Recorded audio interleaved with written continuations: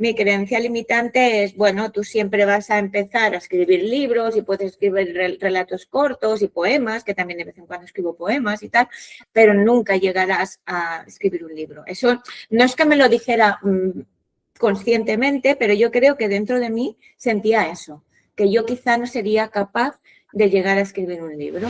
Cuando encuentras una motivación, un ¿para qué quieres que ese libro llegue a publicarse? Eso te ayuda mucho. Llegas a proponer que cada día escribamos, aunque sea 15 minutos y tal. Y entonces, eso fue una de las cosas que yo me veía obligada, que cada mañana, antes de empezar a trabajar, a hacer nada, yo escribía. Y a veces me costaba. A mí me apetecía ese dinero, destinarlo a que mi libro fuera algo bonito y que se viera profesional. Y entonces ya me lancé y luego, bueno, supe clarísimo que era un acierto, porque es que los plazos de tiempo ya te digo que fueron que no me lo esperaba. O sea, muy bien. Que haya una persona de referencia que sea la que sepa cuáles son los pasos a hacer y que ya sepa, bueno, cuando terminemos esto ya pasaremos a hacer este punto y tal. Si te lo tienes que hacer tú por tu cuenta, pues la verdad, esa coordinación seguro que no la tienes. O sea, no pensaba que se pudiera conseguir en tan poco tiempo. Vamos a hablar un poquito ya del contenido de tu libro, Irene. Dices claramente que este libro no es un manual de adiestramiento. Entonces, ¿qué es realmente? Bueno, yo pretendo que sea una guía para llevar de la mano a gente que se pueda encontrar, como me encontré yo, que quiera adoptar su primer perro o que ya lo ha adoptado, pero que dice, bueno, ¿y ahora qué? Entonces, claro, Coco, sin duda diría que adoptemos todos aquí un montón de perros. Qué bueno que te estás emocionando al recordar la historia. ¿Dónde está Coco?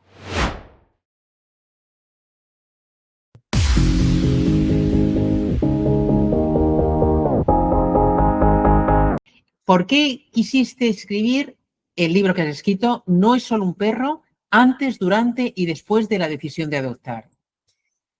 Pues mira, básicamente porque yo tenía el gusanillo de escribir, había empezado muchas veces con la idea de escribir un libro y nunca lo había conseguido.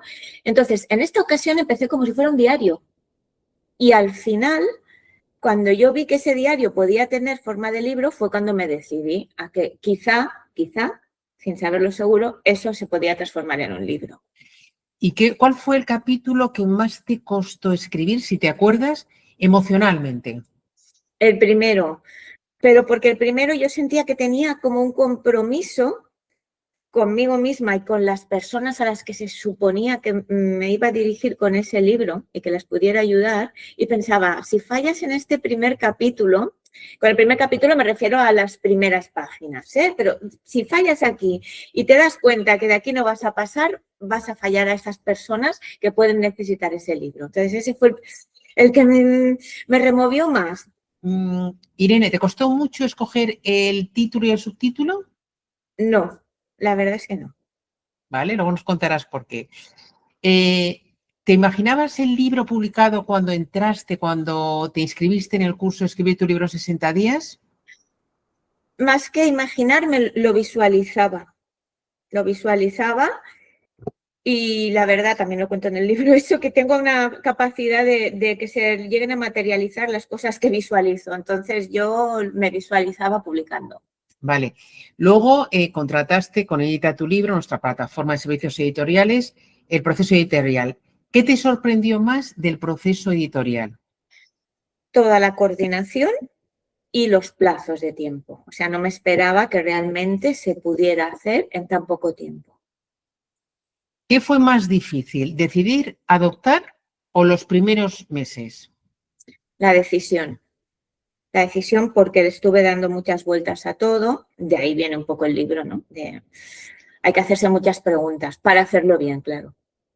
Una palabra para describir a tu perro, Coco. Pueden ser dos, porque por un lado, pizpireta. Pizpireta, una cosa de esas divertidas, espabilado y tal, y por otro, teatrero, es muy teatrero. Pizpireta y teatrero. Hubo un momento en el que dijiste, en menudo lío me he metido. Digo, en el tema de la adopción, no en el libro. Sí, los 2 primeros meses. Ahí en esos 2 primeros meses que no te das cuenta de la realidad que estás viviendo es un poco cuando empiezas a decir eso. En menudo lío me he metido. ¿Qué te ha enseñado Coco que nadie te ha enseñado? Pues mira, hay un anexo destinado justo a todo lo que me ha enseñado Coco, pero lo principal es... ¿Sueñas con ser el próximo bestseller? Desde Triunfa con tu libro transformamos tus palabras en éxito de ventas. ¿Estás listo para escribir tu libro? Nosotros te guiamos paso a paso. Y cuando tu manuscrito esté listo para conquistar el mundo, ¡boom! Editatulibro.net entra en juego. Con el mejor equipo de profesionales editoriales, tu obra brillará como nunca. Correctores, maquetadores, portadistas, editores y publicistas a tu disposición. No dejes que tu libro sea uno más en la estantería. Hazlo resplandecer. Con Triunfa con tu libro y editatulibro.net, tú eres el próximo autor revelación.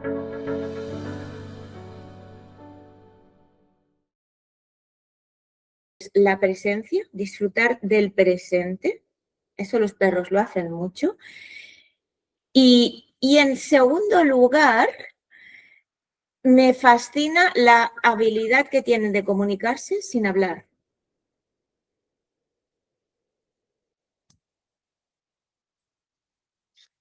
Completa la frase y con esto acabamos ya la batería de preguntas súper rápidas. Adoptar un perro te obliga a...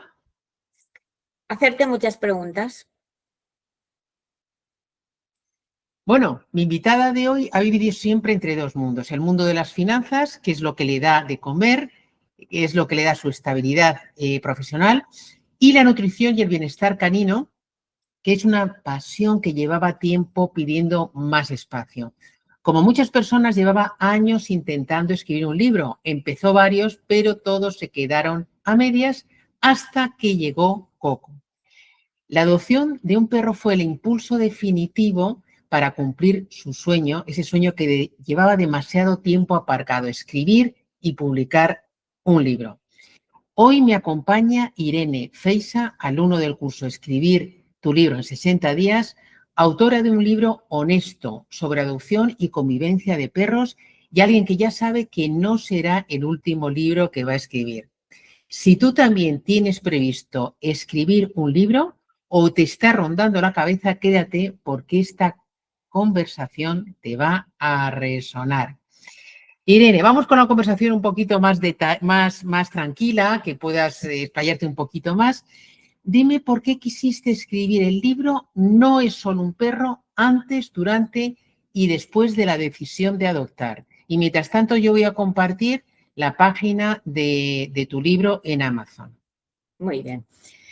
Pues a ver, ¿por qué quise escribirlo? Pues porque cuando yo empecé a ver todo lo que yo estaba ya escribiendo como diario, me di cuenta que si yo eso lo pulía un poco más y le daba un poco más de intención a ese texto, eso podía ayudar a personas que se estaban planteando si adoptar un perro o no. Y además, como ya estaba metida en el tema de las voluntarias que fueron justo los que me rescataron a Coco y con las que a través de las que, o sea, la asociación Adopta un Bodeguero, que fue a través de los que yo conseguí que Coco fuera parte de mi familia, pues claro, yo me sentía en la necesidad de compartir lo que yo había vivido por si podía ayudar. Uh-huh. ¿Y cuál fue el mayor bloqueo que tenías antes de empezar a escribir el libro? Pues mira, yo creo que tenía lo que se dice hoy en día una creencia limitante. Como no había conseguido nunca terminar un libro, mi creencia limitante es, bueno, tú siempre vas a empezar a escribir libros y puedes escribir relatos cortos y poemas, que también de vez en cuando escribo poemas y tal, pero nunca llegarás a escribir un libro. Eso no es que me lo dijera conscientemente, pero yo creo que dentro de mí sentía eso, que yo quizá no sería capaz de llegar a escribir un libro. Hay mucha gente que quiere escribir un libro. Dice, hay un artículo del New York Times de una investigación que hizo y decía que el 87% de las personas quieren escribir un libro, pero solamente el 1% acaba haciéndolo. ¿Qué hizo que tú sí que dieras el paso y escribieras el libro? Encontrar la motivación. Porque quizá las otras veces era, pues voy a escribir una novela, voy a escribir no sé qué, iba probando distintas cosas. Y cuando encuentras una motivación, un para qué quieres que ese libro llegue a publicarse, eso te ayuda mucho. Y dentro del curso, ¿qué fue lo que más te ayudó a avanzar? Pues era un poco todos los pasos que se iban dando. En una de esas, no sé, en uno de los vídeos que hay en el curso, porque ahora como ya hace el tiempo que lo hice, no me acuerdo muy bien cómo estaba estructurado, pero en algún momento, incluso igual en el vídeo de presentación, no lo sé, llegas a proponer que cada día escribamos, aunque sea 15 minutos y tal. Y entonces, eso fue una de las cosas que yo me veía obligada, que cada mañana, antes de empezar a trabajar, a hacer nada, yo escribía. Y a veces me costaba, pero una de las cosas importantes es que no trates de escribirlo de manera bonita y literaria, sino lo que se dice es soltarlo, ¿no? Vomitarlo casi. Lo que te pase por la cabeza, escribe. Y yo creo que eso me ayudó. Uh-huh, uh-huh. Es tan importante cuando estás en ese modo, escribir todos los días un poquito. Hay gente que quiere pegarse a tracones y pretende escribir el libro. Nada, yo me voy a encerrar 15 días y escribo el libro. He conocido prácticamente a nadie que lo haya conseguido así.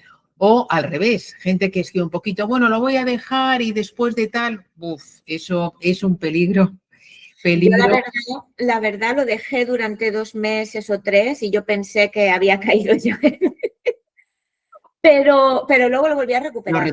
Y lo que sí que, la opción que sí que veo para esta gente que dice me quiero encerrar 15 días y tal, igual es para la fase de la revisión. Voy a revisar el libro y durante 15 días me voy a explayar. Puede ser, cada uno tendrá sus tácticas, pero para escribir sí que es bueno ir escribiendo cada día y no dejarlo. Esto es como ir al gimnasio, ¿no? Como sí, yo creo que sí. Es muy peligroso. Quizá no voy a. Y si tuvieras que resumir en una sola frase el curso de Escribir tu libro en 60 días, ¿cuál sería?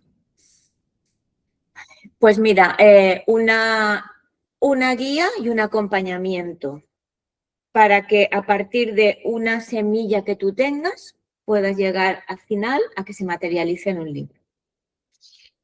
Terminas tu libro, Irene, y decides contratar el paquete premium a través de nuestra plataforma editatulibro.net. ¿Qué te hizo tomar esa decisión? Pues mira, yo en un principio estaba convencida, porque yo soy muy autodidacta, y yo aprendo todo y tal, y estaba convencida de que me lo haría todo yo. Viendo justamente el curso ese, que tú explicas paso a paso cómo hacerlo todo, pues yo pensaba, bueno, pues ya está, es todo el día que me ponga tal y tenga que maquetar, pues maqueto y tal. No sé ni lo que estaba diciendo, yo no he maquetado en mi vida nada, y además soy malísima hasta para los Words ponerlos centrados, o sea, pero bueno, yo pensé, como aprendo de todo, pensé que sería capaz de hacerlo. Pero luego al final, cuando llegó, dije, a ver, Irene, yo no sé si tú vas a escribir más libros, pero para mí este era un libro importante.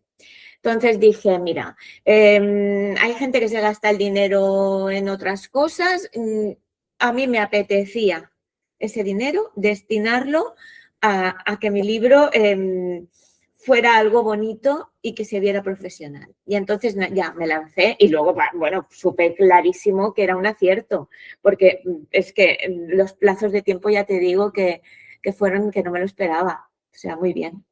¿Y qué fue lo que más tranquilidad te dio el proceso editorial?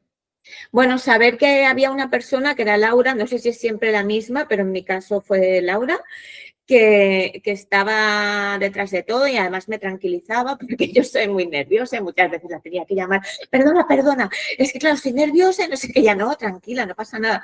Entonces, bueno, me tranquilizaba tener una persona de referencia, creo que eso es muy importante, que haya una persona de referencia que sea la que sepa cuáles son los pasos a hacer y que ya sepa, bueno, cuando terminemos esto ya pasaremos a hacer este punto y tal. Si te lo tienes que hacer tú por tu cuenta, pues la verdad, esa coordinación seguro que no la tienes, a no ser que ya seas una persona que ya seas un diseñador, ya estés acostumbrado a maquetar y ya lleves 6 libros o 7 publicados, pero si no es imposible. Y a mí me daba tranquilidad eso, que hubiera una persona referente. ¿Y hubo algo que te sorprendiera del trabajo editorial? Lo que te he dicho, los plazos. O sea, no pensaba que se pudiera conseguir en tan poco tiempo. Ujú. Vamos a hablar un poquito ya del contenido de tu libro, Irene.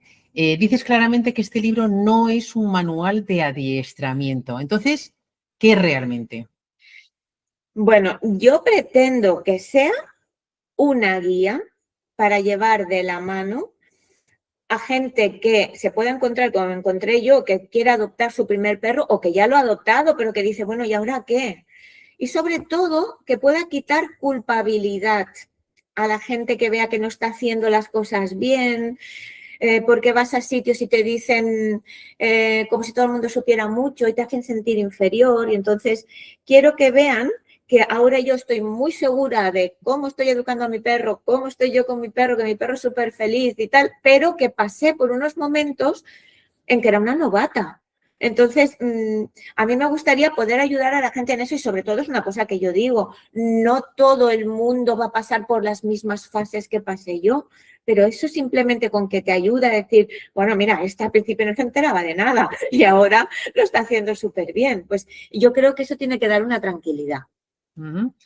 ¿Qué parte del proceso de la adopción piensas que está más edulcorada y que está menos contada, que la gente es menos consciente? A ver, desde el punto de vista de la persona que va a adoptar, ¿no? Sí, Sí. exactamente. Que hay Que tiene muchas una idea veces. más idealizada de una parte del proceso que luego no Bueno, es tan esa así. es una idealización que es verdad, que muchas veces nos imaginamos al perro Disney, ¿sabes? El perro que vive entre algodoncitos y que dices ven para aquí y el perro irá para allá y que no te hará nada, que no hará ninguna trastada, que es que irás a pasear y te irá, vamos, que será que te llevará el periódico en la boca, ¿sabes? O sea, entonces, puede ser, hay algunos perros así, pero no todos, es como los humanos, cada perro es un mundo. Entonces, eso para empezar. Y luego que hay personas que adoptan por motivos equivocados. Por ejemplo, pues, ay, porque el niño, no sé qué, siempre quiere un perro, pues para el niño no. Un perro no es un regalo para un niño. Un perro es un miembro de la familia. Entonces, hay que, en casos así como para el niño, hay que primero ser consciente de que eso no debe ser así y segundo, que cuando hay un niño, al niño se le tiene que educar conforme va a venir un miembro de la familia, pero no es un juguete. Es un ser vivo que merece todo el respeto. Y luego, por otro lado, hay, por ejemplo, personas que piensan que si adoptas un cachorro lo vas a tener mucho más fácil. Y los cachorros, eso es un mito también, porque los cachorros pueden conllevar problemas que un adulto no te los conlleva. Un cachorro tiene que pasar por la fase de morder, romper, jugar. Yo, Coco, cuando vino ya tenía 1 año y 8 meses, no me ha mordido nunca nada, no ha roto nunca nada. Ya sabía que el pipí se hacía en la calle. Bueno, habrá perros de todo tipo, pero a un cachorro le tienes que enseñar eso.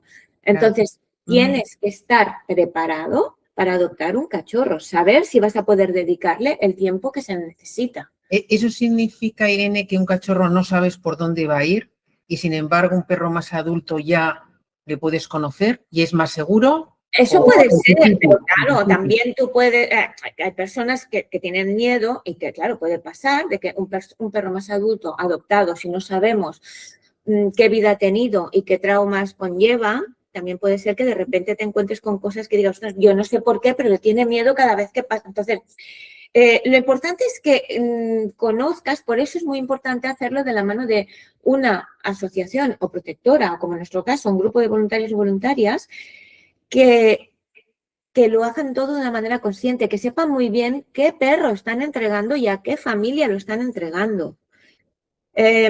Si vas a según que, yo nunca he ido a una perrera, porque yo creo que cada vez en España hay menos perreras, pero hay zonas.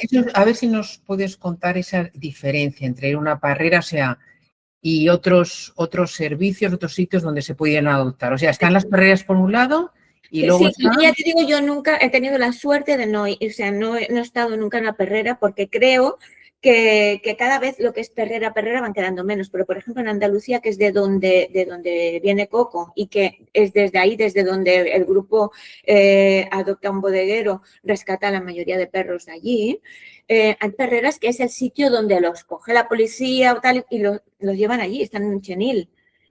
Y ahora luego pasan a otro sitio o no. Ahora yo no sé cómo va, porque ahora con la nueva ley del bienestar animal, creo que está prohibido las ejecuciones así pim pam, de este perro, pero es que antes se hacía. Antes se hacía, estaba un perro allí, si nadie lo reclamaba, al perro lo eutanasiaban, lo asesinaban. Creo que ahora esto, quiero creer que está prohibido. Pero bueno, también está prohibido que se les corte la cola y tal, y de ahí en Andalucía nos vienen muchos perros. Coco viene con un rabito así, o sea, y los cortan a tijeretazo. O sea que, a ver, entonces una cosa es esto. Luego hay pues protectoras, asociaciones pues que ya tienen una estructura montada y que la finalidad es que esos perros se adopten y los cuidan y claro, habrá Nos conocen. Sí, los conocen y habrá distintas maneras de trabajar. Yo no digo que todas las protectoras y las asociaciones trabajen bien. Yo lo que sí que vi es que que precisamente que no son ni protectoras ni asociación, sino que es un grupo de madrinas que se han organizado entre ellas y voluntarias que pagan los gastos ellas y no tienen un lugar físico. Entonces, ellos sé que lo hacen súper bien, por eso yo me hice madrina también. Porque además, sobre todo la fundadora, que es Monse, se implica tanto en todo. ¿Qué es ser madrina? ¿Qué? ¿Qué es ser madrina? Pues mira, cuando yo adopté a Coco me propusieron, yo también me hice esa pregunta, entonces son voluntarias que de una manera o de otra ayudan, cada uno ayuda con el dinero, se compromete a una cantidad mensual, que puede ser desde 5 euros si no puedes más, cada uno, hay la cantidad que cada uno pueda dar. Luego, a veces se rescata un perro que necesita cuidados veterinarios. Entonces, vamos a tener que pagar esto, vale, pues mira, Monse, no te preocupes, yo voy a poner esto, yo voy a poner lo otro. Hacemos sorteos para recaudar fondos. ¿Por qué? Porque piensa que cuando rescatas a un perro, ese perro tienes que llevar al veterinario, mirar, hacerle todas las pruebas de las enfermedades, chiparlo, vacunarlo. Todo esto vale un dinero, no es gratis. De entradas lo ponemos nosotras. Entonces, cuando hay alguien que adopta un perro, le pedimos el coste de chiparlo, el de las vacunas y, bueno, hay un mínimo que, no sé, si es, depende de si es un cachorro, si es un macho, porque valen distintos la castración en una hembra que en un macho. Entonces, bueno, los gastos estos veterinarios y de chipar, ¿vale? Nada más. Pero ¿qué pasa? Cuando uno adopta, ese dinero que da nos sirve para rescatar al siguiente. Entonces, claro, hay gente que dice, vaya, que yo pensaba que era gratis. No, es que no es que sea gratis, un perro no se regala, estás pagando los gastos en los que tú incurrirías si tú te encuentras un perro por la calle y decides rescatarlo y llevarlo a tu casa. Te lo llevarías al veterinario, lo chiparías, le pondrías las vacunas, le harías el test de enfermedades, todo esto vale un dinero. Entonces, ese es el tema. Tú, el libro contiene muchísima información y ahora te voy a preguntar sobre cómo cuidados del perro, ¿no? De nutrición, de cuando hay que bañarle, consejos para pasear, etcétera, que yo creo que vale para perros adoptados y no. Sí. Pero centrándonos en la adopción, dinos cosas que debemos saber que son diferentes cuando se adopta un perro. Diferente a como cuando no es adoptado o no hay diferencias. ¿Cómo lo ves? A ver, como yo nunca he tenido distinto, o sea, como yo no he tenido nunca un perro comprado, pues no te sé decir. Pero a ver, de entrada, primero, si tienes un perro que has comprado, habrá que mirar primero, como en todo, a dónde lo has comprado.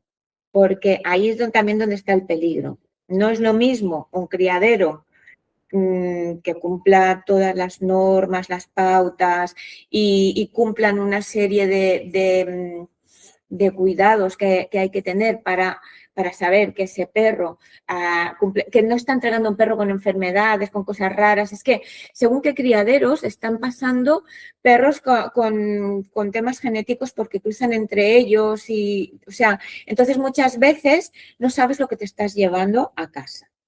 ¿Vale? Eso para empezar.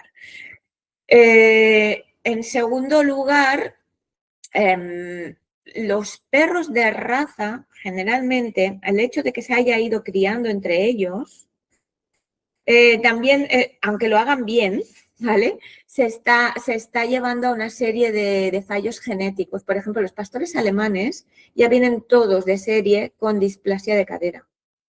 Si tú ves un pastor alemán como era antes, no tiene esa cadera caída hacia atrás. El pastor alemán tendría la figura como de un lobo. Y tú fíjate que la mayoría de los pastores alemanes parece que van como cojos arrastrando la cadera. Y así con muchas cosas, ¿eh? Entonces, eso es importante. Y luego, diferencias no dejan de ser perros. Y los perros se comportarán y habrá unos mejores que se comportarán más educados. Eso da igual, ¿vale? Lo único que yo veo la diferencia es, primero, ¿por qué vas a seguir alimentando a mafias que se dedican a criar perros en sitios muy poco insalubres y que se dedican a ganar dinero a costa de hacer criar una y otra vez a la madre? Y hay madres que viven ahí y no hacen nada más que parir, una camada detrás de otra. Y lo más triste, estos que son de mafias, cuando la madre ya no sirve, la abandonan, que no es la primera vez que se encuentra una madre con las mamas, aquello que se ha visto que ha tenido un montón de partos, o las matan directamente, ¿vale? Entonces, esto, claro, no estoy diciendo que los criadores de verdad hagan eso, ¿eh? Esto estoy hablando de las mafias. Entonces, los criadores de verdad, pues se supone que lo harán siguiendo todas las pautas, pero igualmente tienen a unas madres esclavizadas ahí pariendo, ¿eh? Ya, eso es tremendo. Entonces, yo, habiendo tanto perro abandonado, no puedo entender que se tome la decisión de comprar. Y Irene, ¿qué errores cometiste, si cometiste alguno, que hoy puedes compartir con nosotros para que quien vaya a adoptar un perro no lo cometa? Bueno, errores, ha habido algunos más tontos, que eso también lo explico en el libro, pues con el material del paseo. Yo al principio quería que cuando llegara Coco, pues tuviera de todo aquí, porque además llegaba en domingo. Entonces no era aquello que dijeras, bueno, puedo ir a comprar. No, entonces aquí compré un poco de todos, ¿vale? Y en el libro lo explico, que me equivoqué con el material de paseo. Luego, un error que creo que esto le puede pasar a todo el mundo es cuando empiezas a ir a los parques de perros, al Pipicán. Ahí te encuentras mucha gente que va de listillo, de profesor, de que él sabe, de que tú no sabes, no, cógelo así, cógelo asano, no, porque fíjate yo lo que hago. Entonces, claro, yo como era novata, pues te vas haciendo pequeña y piensas, madre mía, es que... y entonces un error es hacer caso a esta gente, ¿vale? Yo, para mí, estos son los errores más importantes. Hacer caso a esta gente, porque además te van minando tu autoestima y piensas que no vas a ser capaz de hacerlo, ¿vale? Entonces, tú a lo tuyo, infórmate mucho, fórmate, cada uno que busque sus maneras, lee, pero... todos estos que te dicen que saben mucho de todo y tal, quizás son a los que menos caso hay que hacer, ¿vale? Tú eres una experta en nutrición. Danos consejos de nutrición para perros. Mira, es casi igual como para humanos. ¿Verdad que para humanos, cuanto menos procesado, mejor? Pues para perros exactamente igual. Lo que pasa que no sé por qué ha calado en la gente de que los perros se tienen que alimentar de pienso. Entonces, es que a mí me parece increíble. O sea, por ejemplo, los pajaritos que vemos en el parque y tal, ¿de qué se alimentan? Pues de semillitas, de gusanitos, de lo que hay en la naturaleza, ¿no? Un gato de estos que viven en la calle, ¿de qué se alimenta? De lo que va cazando, de una lagartija, de un pájaro, de un ratón. ¿Eh? El perro que come pienso. ¿Pero cómo va a comer pienso el perro? O sea, ¿de dónde ha salido eso de que el perro tiene que comer pienso? El perro tiene que comer la comida que evolutivamente le corresponde, que en definitiva no deja de ser carne, lo que comería en la naturaleza. Entonces, una manera sencilla, primero, es decir, cuanto menos procesado, mejor. Otra manera es, tú imagínate, Ana, que a ti te dicen, mira, ¿ves estas salchichas? No vamos a decir marcas, pero las salchichas de Frankfurt, de toda la vida. Fíjate esta, qué buena que ha salido ahora porque, oye, ha habido un industrial que le ha puesto aquí todo lo que necesitamos, la vitamina D, la vitamina C, la K, la E, los omegas 3, y te viene todo aquí. Entonces, a partir de ahora tú no te vas a tener que preocupar de cocinar ni nada, porque aquí tienes todo lo que necesitas. Pero además, para hacerlo más cómodo y más fácil de comercializar, no te vamos a dar ni siquiera la salchicha. La vamos a deshidratar y te la vamos a cortar en bolitas. Y eso será lo que tú vas a comer cada día de por vida. Claro. Por Pero, muy equilibrado que esté. O sea, no les podemos hacer eso a los perros. pero entonces, ¿qué les das? ¿Pollo, carne? No, ojo, este es otro tema. Que entonces la gente dice, bueno, pues yo le doy pollito y verduritas. A ver, pollito y verduritas para el primer día que llegan, muy bien, ¿vale? Pero no tenemos que dejar de darle ningún nutriente. Entonces, la manera básica, que aquí viene el segundo consejo, es imagínate una presa para el perro, ¿vale? Imagínate que caza un conejo, que estuviera en la naturaleza y se come el conejo entero. ¿Vale? Ese conejo entero, ¿qué hará? Que pues tendrá para 3 o 4 días, porque en realidad, si fuera un perro en la naturaleza salvajado, no come cada día, ni como le estamos dando nosotros 2 o 3 veces al día. Ellos comen de otra manera, pero bueno. Entonces, imaginémonos la proporción de un conejo. ¿Qué tiene? Tiene su víscera, sus huesos, la fibra que es el pelo. Entonces, imaginémonos esas proporciones.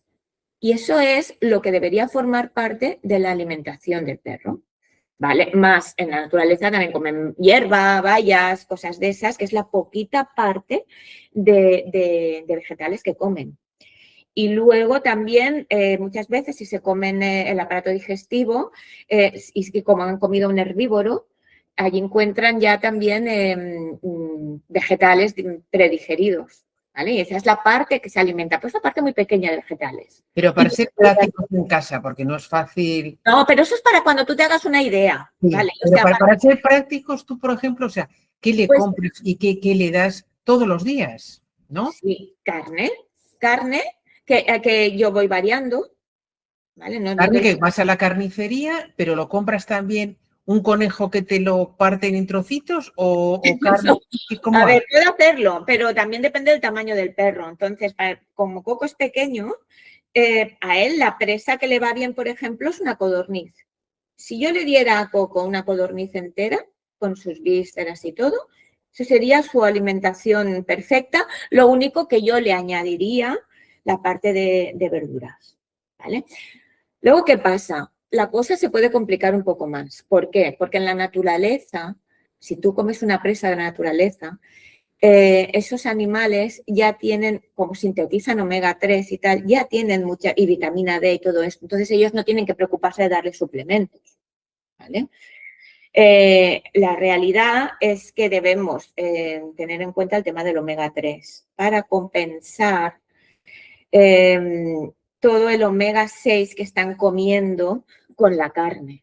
Vale, entonces para ser prácticos, Irene, tú dinos un menú de 2 o 3 días, o sea, ¿qué le comprarías para 3 días? Que comerán veces o Pero estoy hablando de la alimentación cruda, dieta BARF. Alimentación cruda. alimentación cruda, sí, cruda. Si se Tú cocina, vas a la hay que hacer carnicería y un día pides una codorniz, por ejemplo. Bueno, pero es que yo no lo hago en un día. Yo le preparo para una semana, para 15 días, porque Pues es mucho más para rápido. una semana. Porque tú imagínate tener que ir a comprar cada día. Claro, por eso, para ser prácticos. Dinos para Pues nada, tú has días. calculado las cantidades que le corresponden, que para eso están las nutricionistas caninas, que te preparan según tu peso, tal y cual, le corresponde esto. Vale, pues tú calculas, si me lo invento, si tiene que comer 50 gramos de carne al día, más 50 de hueso carnoso, que es otra cosa que se les da, más la parte de vísceras, más las verduritas y tal, las verduritas aparte, ¿vale? Porque eso, pero a la carnicería, pues ¿qué pasa? Compras el hígado, que lo vas variando, no siempre de ternera, una vez de ternera, otro de pollito, a ver lo que tienen allí y tal, y la carne, o sea, el hígado y la carne y el hueso carnoso, que es el alimento principal más importante de un perro, ¿vale? Lo que pasa es que el hueso carnoso la gente lo confunde con los restos del hueso. Un hueso carnoso es el hueso con toda su carne. O sea, el muslo de pollo. ¿Se pide así en la carnicería el hueso carnoso? ¿Es así? ¿Se llama hueso carnoso? Sí, lo que pasa en la carnicería te dirán que todos son huesos carnosos. Si les pides una carcasa de pollo, te dan la carcasa que le han quitado todas las pechugas y te dan la carcasa del pollo. Eso no es un hueso carnoso. Hueso carnoso es el hueso envuelto de toda la carne, como se lo comerían en la naturaleza. ¿Vale? ¿Por qué? Porque eso les protege, el tener envuelto en toda la carne, y con su manera de comerse, lo que se lo van pasando de una mandíbula a la otra, con eso fortalecen sus mandíbulas y además les ayuda en la limpieza dental. Entonces, esto va a depender por ejemplo, a mi perro no le doy un muslo de pollo, es demasiado grande para él, hay que tener en cuenta su tamaño. Entonces, para él, por ejemplo, una codorniz. Le doy una codorniz cortada a trozos, a cuartos, y se la va pasando, disfruta un montón y se lo comen entero, ¿eh? Lo que hacen es machacarlo, como si lo hicieras con un martillo, y cuando lo tienen machacado, se comen entero eso. O sea, no lo van troceando. Lo comen entero, fíjate. Es un espectáculo verlo, lo recomiendo, que es un espectáculo. Sí. Nosotros tenemos en casa perra y nunca se me ha ocurrido darle una codorniz, pero lo haremos. ¿Pero de qué tamaño es? Pesa 7 kilos. Ah, bueno, como el mío. Pues dale una codorniz cortada a cuartos y luego le añades las vísceras, porque la codorniz normalmente te la dan sin vísceras. Tienen un poquito dentro, pero no siempre. Y le añades las vísceras. Con eso podría pasar tranquilamente, con eso. Bueno, a la codorniz le daría para un día y poco más, ¿vale? Pero bueno, hay que hacerlo bien con las cantidades, ¿eh? Tampoco nos vayamos. Y las verduras sí que hay que hacérselas más bien trituradas y también cocerlas un poco, porque ellos tampoco están, su sistema digestivo tampoco está preparado para comer muchas verduras. Entonces, si le das un trozo de zanahoria, lo saca entero. ¿Vale? Entonces, triturar, le haces un puré y también el día que lo haces un puré. Yo utilizo los moldes hechos de cupcakes y lo pongo y lo congelo. Entonces, cada día descongelo un cupcake, que son todas las verduras trituradas. Hay que buscarse la manera, hay maneras muy fáciles. ¿Vale? Claro, organizarse un poquito para hacerlo. El libro yo no he querido destinarlo al tema de la nutrición porque es muy amplio. Entonces, simplemente he dado pautas, he querido que vieran por dónde se puede empezar. Y luego, una cosa buena que he tratado de hacer en este libro, para que no fuera muy farragoso y muy pesado, hay al final de todo unos descargables que están con un código QR y, bueno, que vas a parar una carpeta de un Drive. Y allí te explico la manera que si quieres seguir profundizando en el tema nutrición y conseguir también las actualizaciones futuras del libro, y cada vez que yo ponga algo nuevo en esa carpeta, pues te das de alta en una newsletter y yo ahí te envío todo el tema relacionado con cosas de nutrición que vayan saliendo, envío una guía y tal. Entonces, bueno, a partir de ahí también hay un canal de YouTube de nutrición, de unos vídeos que saqué al inicio de todo, porque es muy cansino ir explicando a todo el mundo lo mismo. Entonces pensé, bueno, las 4 cosas básicas las voy a grabar allí en el vídeo. Entonces hay un canal también de YouTube explicando todo sobre alimentación natural.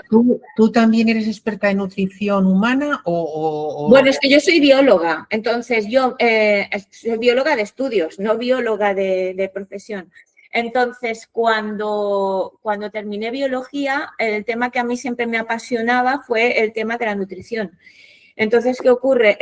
Es en lo único que yo me he ido especializando, he ido estudiando, he hecho formaciones, he asistido a convenciones de alimentación.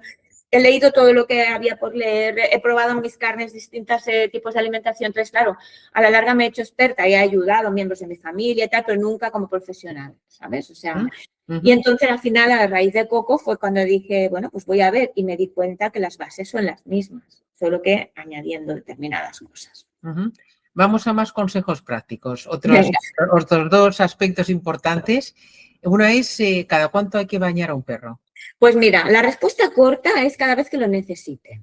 Me explico. Si tienes un perro que se revuelca cada día en todo lo que encuentra y en sustancias raras, evidentemente lo vas a tener que asear cada día. Pero eso no significa bañarlo con la espuma, frotarle toda la epidermis. Ellos tienen su propia protección. Y entonces lo que estamos haciendo, si lo bañamos cada día o cada semana, es cargarnos su flora bacteriana de la piel.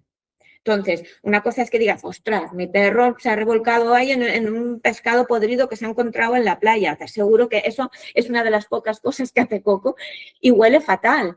Vale, pues yo no lo meto directamente, venga, no. Yo primero lo que hago, tengo unas toallas especiales que son para él, para el pelo de fuera, ¿vale? Y nada con tóxicos ni nada, lo hago directamente con vinagre, agua y vinagre, y le limpio todo eso y tal. Porque si tuviera que bañarle con jabón, como hace todo el mundo y tal, es que al final te lo acabas cargando y acaban teniendo un pelo pobre, un pelo debilitado, te estás cargando la piel, luego vienen, ay, que no sé, que sacan alergias y tal, es que lo estás bañando demasiado. Entonces, por ejemplo, Coco se ensucia muy poco, porque además es muy señorito. Él ve una porquería y la esquiva. Acá hay perros que no tienen ningún problema con pasar por encima. Entonces, bueno, yo trato de tenerlo muy aseado. Las 3 veces que lo saco a pasear, cuando volvemos, le paso las toallitas por las patas, por las partes que ha utilizado, por el culete y tal, pero nunca con tóxicos, o sea, toallitas especiales que son de estas reutilizables, que puedes utilizar, por ejemplo, las de bebé, que son de estas, que son de agua, que no tienen tóxicos. Entonces, 3 veces al día ya le limpio las partes estas y luego el pelo, eso sí, hay que cepillarlo más que bañarlo. Cepillarlo, si puedes cada día, si puedes cada 2 días, ya con eso quitas porquería y se lo saneas.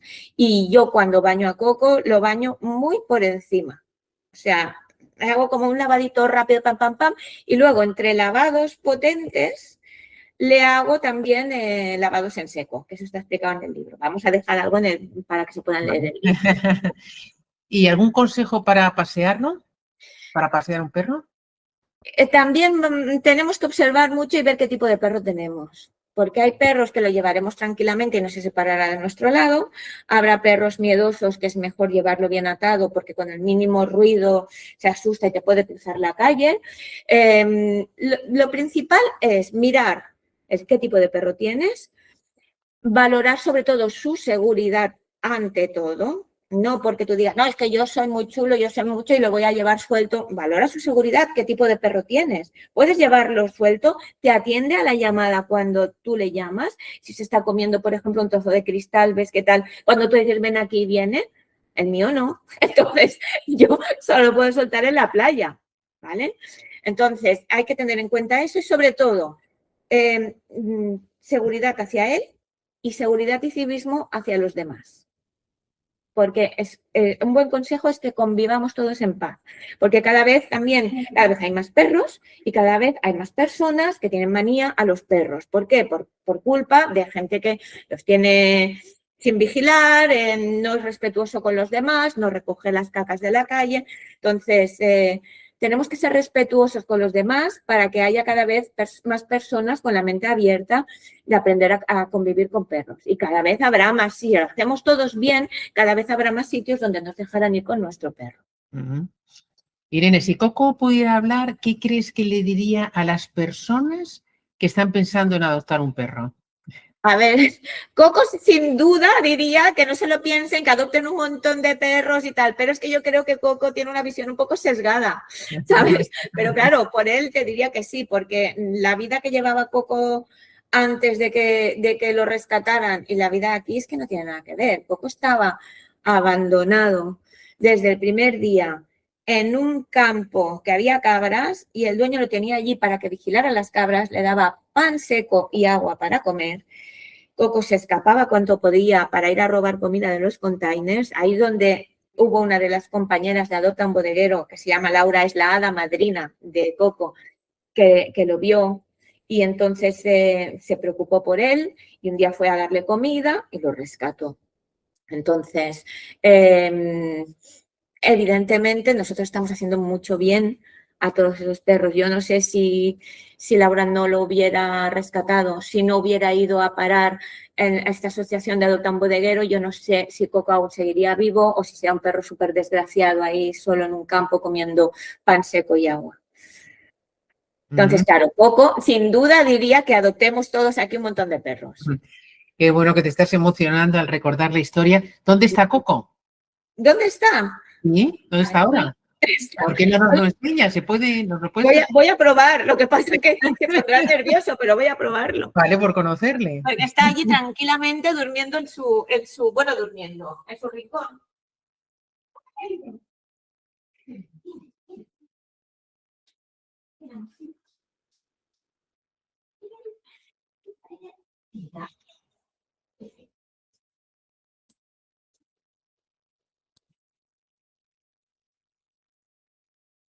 Aquí lo tenemos. A ver, ¿dónde está Coco?